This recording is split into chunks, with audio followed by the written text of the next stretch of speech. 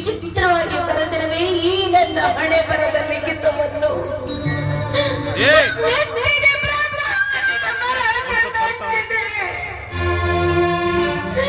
ಇಷ್ಟೊಂದು ವಿಚಿತ್ರವಾಗಿ ಬರೆದಿರುವೆ ಈ ನನ್ನ ಬದುಕಿನ ಕಥೆಯನ್ನು. ಮೆಚ್ಚಿದೆ ಬ್ರಹ್ಮ, ನನ್ನ ಮೆಚ್ಚಿದೆ. ಈ ಬ್ರಹ್ಮ ಅದಕ್ಕೆ ಬಲ್ಲವರು ಒಂದು ಮಾತನ್ನು ಹೇಳಿದರೆ, ಬ್ರಹ್ಮನ ಬರಹ ಬಲ್ಲವರು ಯಾರು ಅಂತ.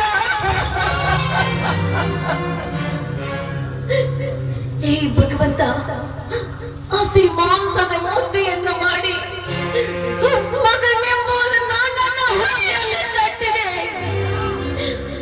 ಯಾವ ರಣ ಹದ್ದುಗಳ ಕಣ್ಣಿಗೆ ಬೀಳದಂತೆ ನನಗೆ ಎಚ್ಚರ ವಹಿಸಿದೆ. ಕೊನೆಗೆ ಹಸಿ ಮಾಂಸವನ್ನು ತಿನ್ನುವ ಹಸಿನ ಹೊಳೆಯನ್ನಾಗಿ ನನ್ನನ್ನೇ ನಿಲ್ಲಿಸಿದೆ ಶಿವನೇ, ನನ್ನನ್ನೇ ನಿಲ್ಲಿಸಿದೆ. ಹಸಿ ಮಾಂಸವನ್ನು ತಿನ್ನದೆ ಹೋದರೆ ನರಕಕ್ಕೆ ದಾನವನ್ನು ಕಟ್ಟಪ್ಪನೆ ಕಟ್ಟಿದ್ದಾರೆ ನನ್ನವರು. ಈಗಿದ್ದಾಗ ನಾನು ಯಾವ ಕೃತ್ಯವನ್ನು ತಿರಸ್ಕರಿಸಲೇ, ನಾನು ಯಾವ ಕೃತ್ಯವನ್ನು ಪೂರೈಸಲೇ?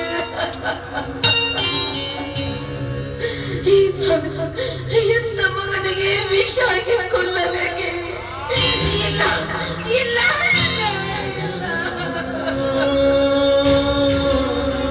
ಹೇ ಭಗವಂತ, ಈ ಪಾಪದ ಹೆಣ್ಣು ಈ ಭೂಮಿ ಮೇಲೆ ಬದುಕಬಾರದು ಅನ್ನುವ ಇಚ್ಛೆ ನಿನ್ನದಾಗಿದ್ದರೆ ನನ್ನನ್ನೇಗೆ ಈ ಭೂಮಿಗೆ ಜಾರಿಸಿದೆ? ನನ್ನನ್ನೇಗೆ ಈ ಭೂಮಿಗೆ ಜಾರಿಸಿದೆ? ಮಗನ ಕೊಂದ ಕುಲ ಪಾತಕಿ ಇವಳಂತ ಪಾಪದ ಕಿರೀಟವನ್ನು ಕಟ್ಟಿಕೊಳ್ಳಲಿ ಅಂತ ನನ್ನನ್ನು ಹುಟ್ಟಿಸಿದೆಯಾ? ಇಲ್ಲ ಇಲ್ಲ. ಅಪ್ಪೆ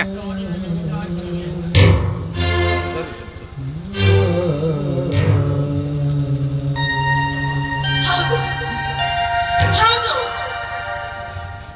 ಕಟ್ಟಿಕೊಂಡವನು ಉಳಿಯಬೇಕು, ಹೆತ್ತ ಕರಳು ಕಲ್ಲಾಗಬೇಕು, ಮಗನನ್ನು ಕೊಲ್ಲಬೇಕು.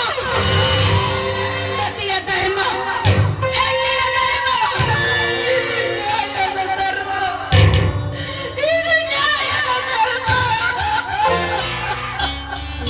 ಹೌದು, ಮಗನಿಗೆ ವಿಷ ಹಾಕಲೇಬೇಕು.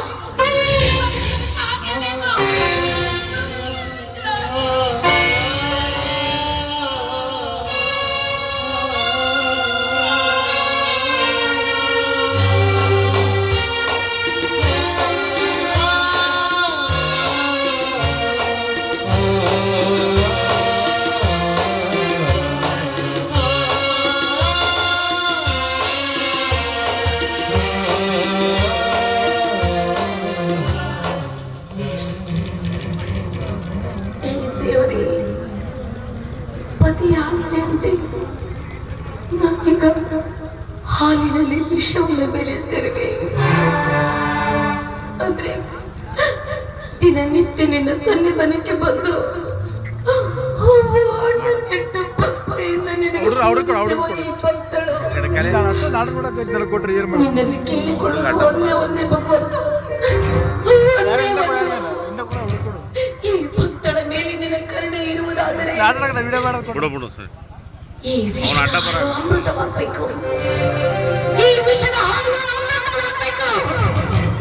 ಅಂದಾಗ ಈ ಜಗತ್ತಿನಲ್ಲಿ ದೇವರಿಗೆ ಇದ್ದಾನೆ ಅಂತ ನಾನು ನಂಬ್ತೇನೆ ಶಿವನೇ, ನಾನು ನಂಬ್ತೇನೆ. ನನ್ನ ಆಸೆಯನ್ನು ಪೂರೈಸು,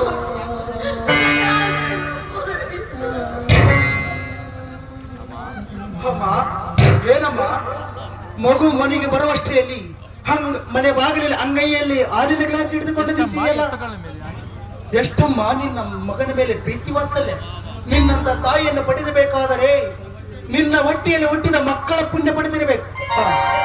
ಎಷ್ಟೋ ತಾಯಿಯಂದರು ನಾನು ನೋಡಿದೆ. ನಿನ್ನಂತ ಎತ್ತ ತಾಯಿ ಕರಳು ನಾನು ಎಲ್ಲಿ ಕಂಡಿಲ್ಲಮ್ಮ, ಎಲ್ಲಿ ಕಂಡಿಲ್ಲ. ಹೌದು ಮಾಂತೇಶ, ಮಮತೆ, ಪ್ರೀತಿ, ವಾತ್ಸಲ್ಯ ತೋರಿಸುವಂತ ನೀನು ಎಷ್ಟೋ ತಾಯಿಂದ್ರನ್ನ ಕಂಡಿರ್ಬಹುದು. ಆದ್ರೆ ಮಗನ ಮೇಲೆ ಮಮಕಾರ ಹೆಚ್ಚಾಗಿ ಇಂಥ ಹಾಲು ಕುಡಿಸುವ ತಾಯಿನ ನೀನು ಎಲ್ಲಿ ಕಂಡಿರ್ಲಿಕ್ಕಿಲ್ಲಪ್ಪ, ನೀನು ಎಲ್ಲಿ ಕಂಡಿರ್ಲಿಕ್ಕಿಲ್ಲ. ನನ್ನ ಹೊಟ್ಟೆಯಲ್ಲಿ ಬಂದ ಸತ್ವ ಪರೀಕ್ಷೆಗೆ ನನ್ನ ಹೊಟ್ಟೆಯಲ್ಲಿ ಹುಟ್ಟಿದ್ದು ನಿನ್ನ ಪುಣ್ಯವೋ,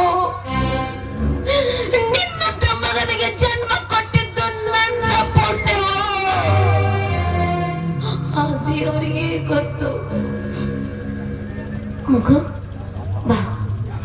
ಯಾಕಮ್ಮ ಕಣ್ಣಲ್ಲಿ ಕಣ್ಣೀರು? ಯಾಕೆ ಇಲ್ಲಪ್ಪ, ಮಗನಿಗೆ ಹಾಲು ಕುಡಿಸುವ ಸಂತೋಷಕ್ಕಾಗಿ ಈ ಕಣ್ಣೀರು. ಸಂತೋಷಕ್ಕಾಗಿ ಕಣ್ಣೀರು ಹಾಕಬಹುದು. ಹೌದು, ಸಂತೋಷಕ್ಕಾಗಿ ಯಾವತ್ತು ಕಣ್ಣೀರು ಹಾಕಬಾರದು ತಾಯಿ, ಹಾಕಬಾರದು. ಇರಲಿ ಮಗು, ಮೊದಲು ಈ ಹಾಲು ಕುಡಿ.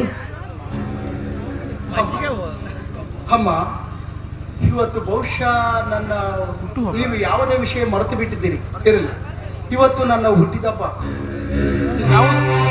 ನನ್ನ ಹುಟ್ಟಿದಬ್ಬ ಅಂತೂ ನಿಮಗೆ ಚೆನ್ನಾಗಿ ಗೊತ್ತು.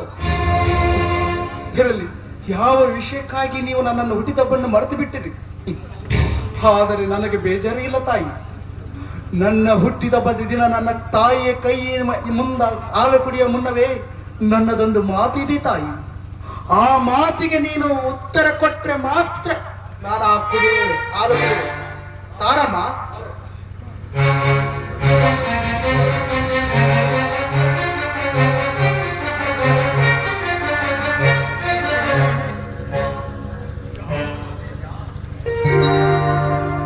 ಯಾವುದು ಮಾಂತೇಶ ನಿನ್ನ ಮನದಲ್ಲಿ ಕಾಡುತ್ತಿರುವ ಮಾತು?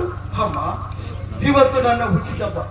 ನಾನು ಮಾಡಿದ ತಪ್ಪು ಯಾವುದೇ ಮುಚ್ಚಿಡದೆ ನಿನ್ನ ಮುಂದ ನಿಜ ಹೇಳಬೇಕೆಂದು ಬಂದಿದ್ದೇನಮ್ಮ. ಏಕೆಂದರೆ ಈ ಜಗತ್ತಿನಲ್ಲಿ ಮಕ್ಕಳ ಮಾಡಿದ ತಪ್ಪು ಯಾರು ಕ್ಷಮಿಸದಿಲ್ಲಂದರು ಎತ್ತ ತಾಯಿ ಕ್ಷಮಿಸ್ತಾಳೆಂದು.